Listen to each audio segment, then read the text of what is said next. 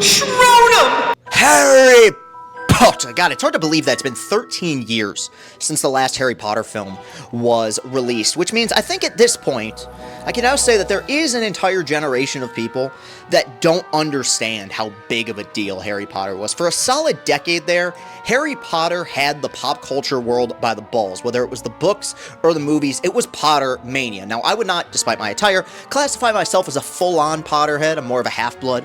I watched all the movies. I did not read the books, or any books in general, but I hadn't really watched them that much in my adulthood. It'd been probably about a decade since I'd rewatched the series front to back.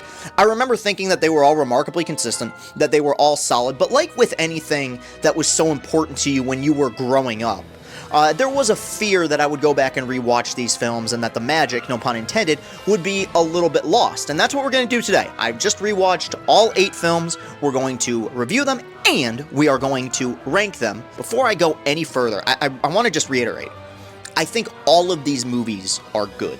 So if I criticize one a little bit more than the other, just keep in mind that I'm grading them all on what I call a positive curve. I recommend you watch all of these films. If you haven't watched them in a while, go back and rewatch them. If you have kids and they've never seen these movies, show them to them. It would be a really fun experience, similar to the way that people show their kids all the Star Wars movies for the first time. So, let's move on. The first film, 2001. Harry Potter and the Sorcerer's Stone, or for the hipsters / British people out there, Harry Potter and the Philosopher's Stone. Yes, I know that overseas it's referred to as the Philosopher's Stone, but this is America. We speak English here. Harry Potter and the Sorcerer's Stone. I would argue this is one of the most important blockbusters of the 21st century, and it does qualify for the 21st century. Like I said, it was in 2001. You know, as much as we talk about Marvel and the MCU kind of laying this foundation of how you can do big cinema across this entire expansive universe, connecting all these different characters, I think Harry Potter was kind of like the beta version of that, where they said, hey, look, it's only one universe and a few characters that we're mainly focusing on, but we are telling this long story arc over the span of what ended up being 8 movies over a decade.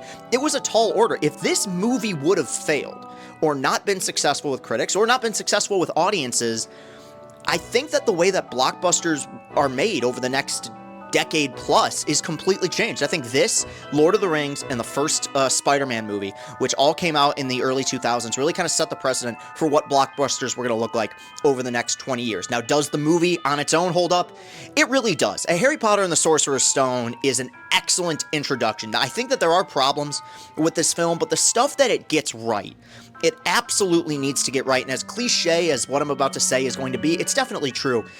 The number one word that I think of when I think about this movie, it is magic. Like, there is a level of movie magic involved with this film that you don't see from a lot of movies nowadays. Chris Columbus, who directed this, did such a great job with the world building, with the establishing of rules, and while watching this as a 29-year-old adult and remembering, you know, how I felt the first time I watched it when I was a kid, I'm immediately reminded why so many people, myself included, fell in love with this universe. It's just fascinating and cool, and the rules and the characters, and, well, there's a lot more CG in the later films. There's a lot of practical stuff in here. The movie looks great. Quidditch stuff, all the stuff with the spells. I don't know. You, as a fan, I think especially as a kid, fall in love with this. I do have some issues with it narratively. I think all the adult actors are great. Alan Rickman especially. We'll talk about him quite a bit throughout this video. I think that at points the kid actors are a little bit stiff, though I think all of them progressively get better as it goes along. But here's the thing with all of these films, is that you can kind of tell how you're going to feel about the movie based on the title. The title is the hook, the title is the MacGuffin. And while I think this movie does a great job of setting up the universe, setting up the characters, and ultimately it lays the foundation for what needed to happen, which is you care about all the main characters. And that lasts through all 8 films. But the Sorcerer's Stone MacGuffin / hook, whatever you want to call it, is not as interesting to me as some of the hooks that we get in later parts of the series, including the sequel with A Chamber of Secrets. And because of that, by the time you get to the second half of the film and the main story kind of really kicks in, the main conflict kicks in, it's not as good as the first half was. But as a whole, I think that this movie is timeless. I think it really did a great job of laying the foundation. I think Chris Columbus did a wonderful job with it. Keep in mind, I know I have not read the books, and there are people that say that a lot of stuff was cut out of the books. Possibly so, but I'm coming into this with a different lens as somebody that did not read the books. Personally, for me, I think it's a fine film. Not amazing, not great, but definitely one that you should watch, and it's an excellent family fantasy film. I give it a 7 out of 10. The second one is a little bit controversial. That is 2002's Harry Potter and the Chamber of Secrets. I believe that J.K. Rowling has said that this is her least favorite book in the series. I've seen many people who rank this as the worst film in the series, and yeah, I kind of don't get it. I always liked this one growing up. This was the one I thought I was going to like less when I rewatched it, and I actually liked it every bit as much, if not more, and I think that this is a significant improvement over the first movie. Now, I do understand why J.K. Rowling and why certain people view this as the weakest of the series, because it is very sequel-y, in the sense that it takes a lot of the beats from the first movie and just repeats them. But what is bizarre is that, unlike a lot of sequels that just kind of copy and paste, I feel like it does it better. Like, there's a Quidditch match in the first movie. There's a Quidditch match in this one. I think it's better. There's a defense against the dark arts teacher who turns out to be kind of a fraud in the first movie. Here you have the great Kenneth Branagh. He gives a great performance. He's very charismatic, very funny. I think a lot of the beats that are repeated are improved upon from the first movie, and ultimately the reason I like this one more than the first one is I find that the mystery of the Chamber of Secrets to be more interesting than the mystery of the Sorcerer's Stone. And I think one thing that these movies do, especially these first few, which I would categorize as kids/family adventure films, is they don't talk down to kids, and there's actual stakes. Like, characters either die or are on the verge of dying. And I think it actually endears you to the character of Harry Potter, where, like, this motherfucker is willing to put his life on the line and fight a big-ass snake. He's 12. He's 12. And I think that one of the key traits and one of the reasons why you fall in love with Harry as a character is he's brave. He's completely fearless. Now, this one, similar to the first one, has a pretty lengthy runtime. I do think it drags a little bit in the middle, but as a whole, this is one I think is a major improvement. Love the character of Dobby. And I gotta say, for early 2000s CG, the effects in these movies they hold up really darn well. I don't know what's happened where early 2000s and mid-2000s CG looks better than, like, 20s CG for some reason, but I give Chris Columbus a lot of credit. This was the last one that he directed. I think that these two films are very clearly similar to each other. There's a significant leap in terms of tone by the time you get to Prisoner of Azkaban, but this one, despite the lengthy runtime and despite some repeated beats from the first movie, I actually like this one better. I love the stuff at the end, and one thing that I think is consistent with how I feel about all these movies is that my favorite ones are the ones that give us the most Voldemort-related stuff.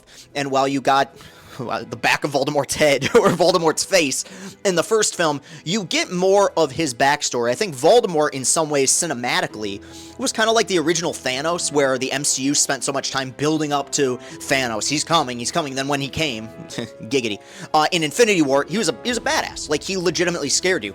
I like the anticipation of building up to Lord Voldemort. So this one's really good. I give it an 8 out of 10. The next one is Harry Potter and the Prisoner of Azkaban. This one was directed by Academy Award-winning director Alfonso Cuarón, who won an Academy Award for directing the 2013 film Gravity. He also directed Children of Men. Very good director. An excellent director. This is the only Harry Potter film that he directed, and this is one that many people say, if they think it's not the best one, it's definitely a significant turning point in the franchise. It's more mature. These actors are starting to grow up. You're getting a little bit more of Harry's backstory, where he came from, what led to his parents ultimately getting betrayed and murdered. It's a lot of people's favorite one. You guys know that I'm no stranger to hot takes, but in general, I don't have a whole lot of hot takes regarding the Harry Potter series. I think it's pretty damn consistent. My one hot take, I think that this one's kind of overrated. Now again, as I said at the beginning of the video, all these movies are good, but coming into this one, this was the one I expected I would enjoy more watching it as an adult. And while I wouldn't say that I enjoyed it less, I was watching it thinking, okay, at what point does this become the best one? At what point does this become the one that everyone fell in love with? And I don't know. It's good. It's good. I think that what it does for Harry's character is great. He's really starting to grow in this one. All three of our main protagonists are him, Ron, Hermione. They're growing as characters. I do love the look of the film. I think because this is the only one that Cuarón directed, it has an original and unique vision to it that I think is really cool. I love the stuff with the Dementors, and ultimately there is a satisfaction to the end of the film when you see Harry cast the Patronus spell for the first time. Also love the character of Lupin, and I get the impression and this has been relayed to me by people who've read the books, I get the impression that Lupin was a character that was used much more in the books after this one. I would have liked to have seen that on film, because I've always liked that actor. I never know his name. He's a British character actor, but the Defense Against the Dark Arts position at Hogwarts is like what the Cleveland Browns offensive coordinator or head coach position used to be. They just revolving door every single year. But this was the one I wish he would have stuck around, because I thought Lupin was a fascinating character. So what don't I like about this movie? Well, it's very much a personal taste thing. And people could say, well, all movies are personal taste. This is true, but as I brought up with Chamber of Secrets, my favorite ones are the ones that have the most Voldemort and or Voldemort backstory to them. And with the first two, it got me very excited to see, okay, by the third one, we're going to get, Voldemort's going to be on the verge of coming back, right? And this one, well, it's never poorly done.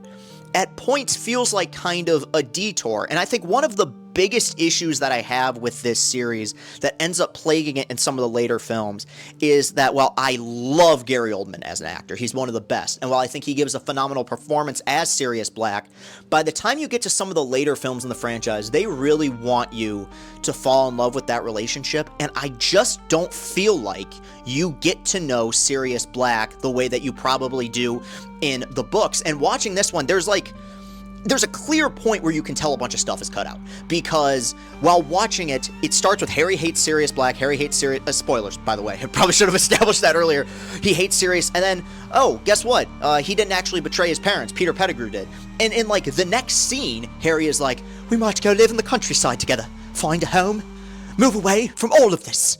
I'm sure he'll want to see the world. It's like, wait, you met him 5 seconds ago. You hated him 5 minutes ago. Now you want to live with him forever? I don't know. It seemed like kind of a dramatic jump. And as I brought up with the hooks, Chamber of Secrets mystery was very interesting to me. The Sorcerer's Stone mystery was very interesting to me. I felt like the Prisoner of Azkaban hook kind of overstayed its welcome. And this is the big one. This is the big one, because a lot of what I'm saying is kind of minor complaints about the film. I think that one thing that the Harry Potter series does flawlessly is that it establishes ground rules. You want to be invisible, get an invisibility cloak. You want to fly, get on a broomstick. When you introduce time travel into this universe, I feel like you end up running into a lot of potential plot holes. And that's not necessarily a knock on the Harry Potter films, that's just a knock on films in general. You need to have very tight time travel logic, and the third act of this movie hinges on time travel. And while you might say this is a minor complaint, it's hard not to watch the other films and be like, that could have solved everything. So like I said, I think this one is good. I guess because of the leap it takes in terms of maturity and tone, I think if you're not that big a fan of the first two movies, you probably think this one's amongst the best of the series. I liked the whimsical, magical nature of the first two films, and while I acknowledge that they needed to grow in maturity, the direction that they went in, while good and admirable and very well directed, just isn't my favorite of the series. I give Prisoner of Azkaban a 7 out of 10. Alright, the next one is Harry Potter and the Goblet of Fire. I would say that this was probably the peak of my Harry Potter fandom. I was in 4th grade at the time. I want to say this came out, for some reason this window is in my head. I think somewhere between November 17th to 19th of 2005, maybe November 18th. I don't know. It was a week before Thanksgiving. This was one that a ton of people were super excited about. I know a lot of people that loved this book. And when this came out, a lot of people really loved it, and I loved it. In hindsight, I've seen it consistently kind of near the bottom of some lists. Now, there are some people that really like this one, and as I said, these films are so consistent that, the gap between the third best film in the series and the worst film in the series is, it's pretty close. I loved this one growing up. While rewatching it, I think what a lot of people think of Prisoner of Azkaban is what I think of this one, where they do take it in a more mature route, they do take it in a darker route, and I felt like it worked better than any of the previous 3 films did. And I love in these movies when they expand on the lore. And again, it's personal preference, man, like it is with all these movies, but I thought the Triwizard Tournament was such a cool idea. I think that the idea of saying, hey, there's magical schools, magical worlds beyond that of just Hogwarts, and introducing those characters into this world. Now, this is the one where, you just have to accept the fact that Hogwarts as a school is a giant liability and essentially a death trap. I mean, it's very funny that, Harry gets selected from the Goblet of Fire and like, whoa, no, the 14-year-old is too young to compete in this tournament where he might die. But the 3 17-year-olds, they're totally good. No, they mature, they know all the spells. Like, okay, I mean, they literally throw the guy to a fucking dragon at some point. Like, I accept it, it's okay, it's fine. There's some really cool mystery elements to this, and going back to what I've talked about, my favorite ones are the ones where the threat of Voldemort looms the largest. And throughout this one, which I think has some really funny humor, I think has some really funny moments, I don't know, like, this is the one, to me, that captures, like, teenage awkwardness the most. And I think that J.K. Rowling and, in turn, the writers of these films consistently did a pretty good job of capturing the kind of youth and revolt narrative that came with these movies. This is the one where I felt like the humor worked the best. And to me, it's the one where you see the most magic, until maybe the last film. Because one issue that persists in the first 3 films, at least until you get to the end of Azkaban with the Patronus spell, Harry doesn't do a whole lot of magic. Like, he points stuff, and he uses a sword at one point, and there's magic going on around him, but in this one, like, I found him having to go through the tasks of the Triwizard Tournament to be very fascinating, and then you get to a third act here where I think it is the big turning point in the series, where this goes from fun adventure films for the family to, okay, these are more adult movies now. The third act, I love of this. You get, obviously, Robert Pattinson as Cedric Diggory, and if I had one complaint, I really wish that they would have given Cedric Diggory more development as a character. His death in this movie works, but it's saved. It wouldn't work under normal circumstances, but whoever that actor was that plays his dad, that moment at the end of this film where Daniel Radcliffe is crying, and you get that's my boy! That's my son! That's an emotional gut punch. There is something, and it's kind of cheating, but there is something emotionally effective, I would argue almost manipulative, knowing that these things are happening to children. Like, Cedric Diggory was 17 years old. Like, you know, it is sad to watch, and I just love the third act when they say, fuck it, Voldemort has arrived, and you get a great villain played by an even greater actor. I mean, Ralph Fiennes as Lord Voldemort, what perfect casting in that role, and he's great. I mean, limited screen time, but the stakes get really high when he shows up, and I love how dark it gets, and I love the fact that in the final act of this movie, you kind of get the first showdown between Harry and Voldemort, and while Harry escapes, this was the one where I felt like the threat was at its highest, because you see in that confrontation, like, Harry, despite getting away, is wildly overmatched. If there's stuff to complain about, and I have more complaints about it when it comes to Order of the Phoenix, at this point, the books, from what I know of, were getting crazy thick. Like, the big pages, small font, lots of words. And I think because of that, I think probably 4, 5, and 6 are the ones that probably had the most cut out of it. There are some disjointed elements, but every time I'm like, this doesn't quite work, or this doesn't quite work, I just found myself circling back to the main story of Harry participating in this tournament, and the action, I think, is awesome in this. Like I said, for some reason, that those early to mid-2000s CG fights just look really good, and the dragon fight, the first task, that sequence is amazing. Like, that sequence holds up really well today. So yeah, Goblet of Fire, my favorite one so far. I give it a 9 out of 10. Alright, we're already halfway there, on to Harry Potter and the Order of the Phoenix from 2007. This one's interesting because even while talking about these movies, having rewatched them over the last few days, I've started to like this one a little bit more. There was a time where I thought that this was like the worst one.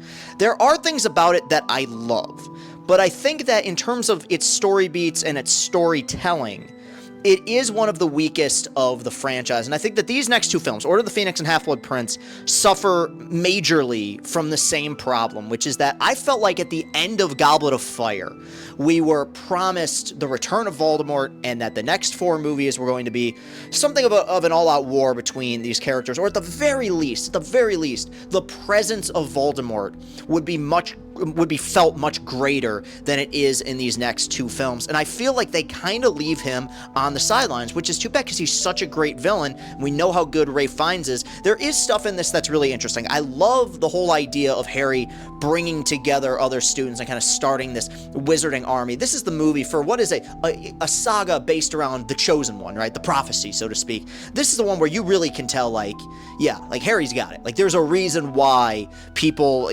praise his name and talk talk about him being this wizard that's going to save everybody, and Daniel Radcliffe really continuing to grow into the role. I think the final battle at the end of this is really amazing. Love the stuff with Snape and Harry in this one, as that relationship continues to develop, or in some ways devolve, with them really starting to dislike each other, because Snape's just trying to make sure that Voldemort can't get into Harry's mind. Love all of that. Like, the stuff in this one that is good is great. It's fantastic. The problem is, I know that this is the longest book, and I think these filmmakers, these screenwriters, throughout this entire series do a remarkable job of cutting a lot of stuff out, which you have to do, but also making these stories feel very coherent.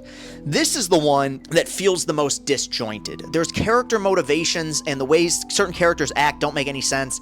Dumbledore in this, until the very end when he kicks a lot of ass, is very bizarre. Harry just, like, isn't likable in it at all, which I almost give him credit for. Like, that's kind of a unique thing to do in terms of telling a story like this. But there's just a lot of stuff throughout that it starts to get off the ground and then they crash back down. And I feel like while watching it, it's the one that I might enjoy watching the least, because while good things continue to happen, or there'll be a cool scene here or there, I feel like there's a lot of pacing issues that exist in the next movie as well. And the big emotional hook of this film, which is the death of Sirius Black, as I alluded to when I talked about Prisoner of Azkaban, I just don't feel like we got to know that character enough. I really get the impression watching these movies that the death of Sirius Black is supposed to be a huge, huge, momentous moment for Harry. And, like, Sirius is like, he's fine. Gary Oldman's incredible. He always is. But by the time you feel like you're just about to get to know this character, he dies. Now, it leads to that really cool scene at the end between Dumbledore and Voldemort. And really, I think the final 10-15 minutes of this are really fantastic. But yeah, it's a significant step back to me from Goblet of Fire, which had so much action, and I feel like had a story that complemented that action. This one is significantly more disjointed. The character of Cho Chang as well, that whole thing is totally useless. It feels like some of the elements from the first 4 movies that really worked are kind of taken away in this one. Doesn't make it bad. It is still a 7 out of 10, and I have actually come to enjoy it more over time, but I think it's the one that has probably the least memorable stuff in it. I think all these movies do a phenomenal job of having memorable scenes, memorable lines or characters. This one, it's just another Harry Potter film, which isn't a bad thing, but compared to the other ones, it's not as great. Next up, we have Harry Potter and the Half-Blood Prince from 2009. This is my least favorite one. I hear a lot of people call this one the Empire Strikes Back of the Harry Potter series, which I think is something that a term that we overly use for any middle film. Oh, it's the Empire Strikes Back of this series. Empire Strikes Back has a ton of consequential stuff in this. The big issue with this one, to me, is that it feels like one giant setup for the next 2 movies. But the problem is that there's a lot of stuff throughout this one that I find interesting, or could be potentially very interesting, that they just kind of underdevelop. Like, this is the one where Malfoy is back at the forefront. And one thing I didn't talk about earlier is I feel like of the kid actors, Tom Felton as Draco Malfoy was the best one at the beginning of the series. He was the most seasoned of those actors, and in this one, he gives a very good performance, but there's not enough. The mystery with Snape, interesting. Not really enough. And then the movie just kind of ends, and the final battle is really darn underwhelming. Now, of course, the death of Dumbledore is effective. That's a great scene with him, and, you know, Harry's watching, and you got Draco and Snape. You know, those are great actors coming together, like, giving great performances. That stuff's great, but as I've brought up multiple times already, I want to see Voldemort. Damn it. And maybe that just makes me a big, like, dumb jock who wants to see action, but Voldemort is a great villain, and he's here. That's kind of one thing they don't explain. What the hell is he doing? Gaining power. He's getting stronger, but man, I don't know. He seemed pretty strong in the last 2 movies. So I feel like this movie, it's necessary in the sense that it sets up what is coming next, which is, spoiler alert, very satisfying. But I think that it is the weakest in terms of storytelling of the entire series, and also in terms of direction. This is the most sepia-toned movie ever, and I thought that was the case with, like, the last few, but no, it's just this one. This is a bizarre-looking movie. They really removed a lot of light and a lot of color. It has kind of an ugly color palette. I think it was maybe trying to go for the similar tone to, like, what Azkaban had, but that had much better cinematography than this one. So yeah, this one just it works in the way that all these movies work. It's competently made. Score is great. Like, the effects are cool. The actors are good, but it's the weakest one in my opinion of the series. 6.5 out of 10.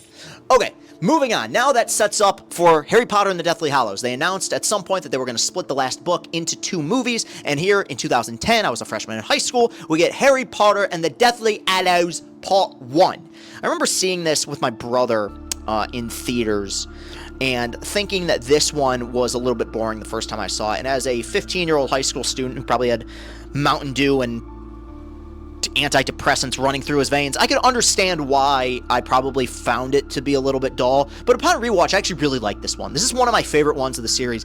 First half of this, you finally get what I've been looking for since Goblet of Fire, which is the battle, the war. You're no longer at Hogwarts, okay? You're not in Kansas anymore. This is a full-on fight. You have spies, you have espionage. There is kind of like this man-on-the-run element to this story that I really appreciated, with these 3 main characters just kind of globe-trotting, or at least country-trotting, city-trotting, trying to find and destroy these Horcruxes. I like the mystery of the Deathly Hallows, and the mystery of trying to find and deduce what these 8 Horcruxes are. That's really a lot of fun. The action is very cool. The stakes have never been higher. Now, in the second half, it does slow to a crawl, and when I first saw this, I was very annoyed by that, but in hindsight, there's something about it that I actually appreciate quite a bit, because it's character-based stuff, and you care about these characters, so when they are in danger, even if they are quieter moments, I feel like the series has earned the right for us as an audience to be able to just sit back and watch them interact with each other. We've been on this journey with them, and then you get to a third act that's pretty tense and pretty fun, and even one of the deaths here, which is Dobby. You haven't seen Dobby since the second film, and yet Dobby's the ultimate bro. He's the most loyal dude in the world, and when that little guy dies, you feel sad. So I feel like this one ends on a pretty effective note, and with the final scene of Voldemort wielding the Elder Wand, it sets up for something that we hoped would be a big, successful, satisfying finale. Harry Potter and the Deathly Hallows Part 1, 8 out of 10. Finally, the big finale of this series. 2011, July 2011's Harry Potter and the Deathly Hallows Part 2. I know I've made the Marvel comparison a lot in this video, but this was Avengers Endgame before Avengers Endgame. This was such a big deal. This was the conclusion of at least if we're talking cinematically, a 10-year film arc. You know, starting when these kids were just children and growing into adults, and we'd seen characters live, we'd seen characters die, and this was the big final battle. And not only is it a satisfying conclusion, this is my favorite one of the series. It was my favorite one when I saw it in theaters. I saw it twice, opening weekend in 2011, and I still feel the same way about it. I was worried that this one was going to be one of those movies, I'm going to start calling this No Way Home syndrome, the last Spider-Man movie, where it's really super satisfying when seen with a crowd, when seen with an audience, but isn't as great upon rewatch. And you know what? Well, it was a ton of fun to see with a crowd on opening weekend. This was a great experience just watching this at home. You've grown to love these characters. Every one of them has a moment. I mean, I haven't talked about it yet, but Neville Longbottom becoming like the biggest badass ever is so satisfying in these films. I think this is the one where you feel so bad for Harry, and Daniel Radcliffe gives a great performance in this one. He does in all of these, but this one, like, such an emotional moment near the end when he's talking to some of the people in his life that have moved on. He's like, man, I'm sorry. Like, I didn't want any of you guys to die for me. Like, I didn't know any of this was going to happen. And you do realize, even though the character has grown up, and while we as an audience has grown up with them, he's still a kid. He's 17 years old, like, going through this really traumatic, like, wizarding war, and you feel the effects of that war. Tons of great action, but it's like this movie goes action, story beat / character, action, story beat / character, but all the character stuff works as well or even better than it does in some of the other previous films. And obviously there's the famous scene where you finally learn the backstory of Alan Rickman's character of Snape. I remember people coming out of this being like, damn dude, like Alan Rickman, like, maybe he should get, like, an Academy Award nomination. And, you know, I saw this when I was 16 and kind of felt that way. Upon rewatch, like, yeah, he kind of did deserve one. He gives an amazing performance, and that is such a well-told scene and such a well-shot scene. It is very difficult to take a character that you have known for 7 movies, and your opinion of who they are and what they are changes in a 5 to 10 minute sequence. You give David Yates a ton of credit for how he directed that sequence, but you also have to give Alan Rickman a ton of credit for knocking it out of the park. R.I.P. Alan Rickman, dude. What a great, unique actor he was. And, man, we're going to get more Harry Potters in the future, and these roles will get recast. It's inevitable. The idea of anyone else playing the role of Snape the way that he played that role, perfect casting. And you get to the final battle, man, all this stuff is satisfying, the action is all really cool, and I feel like the mystery of the Horcruxes was something that could have been really convoluted or really rushed, and I think it's why they broke this thing down into 2 movies outside of they wanted to make more money, is the fact that they do a good job of explaining the rules. I talked about that all the way at the beginning, where I think these movies do a great job with their world building. Here it's, okay, here's the Horcrux. Okay, this one's not destroyed. Why can't it be destroyed? Because of this reason. Okay, well, if we get this, we can destroy it. There are points in this where this feels like almost a video game, but I don't know. It's a fun video game. And even the kind of cornball emotional moments at the end, they just feel very earned because you've grown up with these characters. It's my favorite one. It is, to me, kind of the definitive film of the series, and this is an easy analogy, but it is like Avengers Endgame, it is like Lord of the Rings Return of the King, where it is that final act that is actually remarkably satisfying and brings together the entire series. I feel more positively about the series as a whole, the previous 7 films, because of how good this last one was. Just a few more observations. One thing I haven't talked about enough, I brought it up with Alan Rickman, but I think the first few films in this series especially, but it continues throughout, work really well because all of the adult actors range from really good to amazing. And one character that I love, just she gives off like kind grandma energy, is Maggie Smith as McGonagall. I think she does a great job of like acting with her eyes. You can just tell how much she cares about these characters. She does a great job with some of the comedic lines, especially in the last film as well. She shows off herself to be a real badass at points near the end of this series, so it's a lot of fun. I know there were 2 Dumbledores in this universe. Obviously, Richard Harris passed away after Chamber of Secrets. They handed it over to Michael Gambon. You know what's interesting is I felt like Dumbledore in the first 2 movies worked perfectly for those 2, and I felt like Michael Gambon as Dumbledore worked perfectly in the last 6. I felt like he was more active. Once again, you get to see him be more of a badass. I mean, all of these adult actors, Robbie Coltrane, Jason Isaacs, what's his face, Kenneth Branagh as Gilderoy Lockhart, the woman who played Dolores Umbridge, Emma Thompson. Like, it reminds me a lot of the first Star Wars movie where, yeah, Carrie Fisher is using a weird accent and Mark Hamill's kind of awkward in it, but Alec Guinness as Obi-Wan really kind of is the anchor for that entire series, the way that I feel like the adults in the Harry Potter films are the anchor for this series. If I had to give a ranking, it would go like this. At the bottom is Half-Blood Prince. Above that at number 7 is Order of the Phoenix. There is kind of a significant drop-off between 6 and 7. I would say, like, those are definitively the 2 weakest to me. Then there's a big jump at number 6 is Azkaban. I know a lot of people love it. Just doesn't, it's good. It's good. Doesn't connect with me the way that some of the other ones do. Number 5, I have Harry Potter and the Sorcerer's Stone, the one that started it all. Number 4, Harry Potter and the Deathly Hallows Part 1. Really like the way that movie takes its time, and I love the action in the first half. Number 3, Harry Potter and the Chamber of Secrets. To me, that's the most underappreciated one. I have a lot of fun with Chamber of Secrets. I like how dark it gets. I think it's a perfect sequel to the first movie. Number 2, Harry Potter and the Goblet of Fire, one that I just adore, love the action, love. Again, it's similar to Chamber of Secrets. At the end, give me the Voldemort shit. I like seeing Voldemort. He's really cool.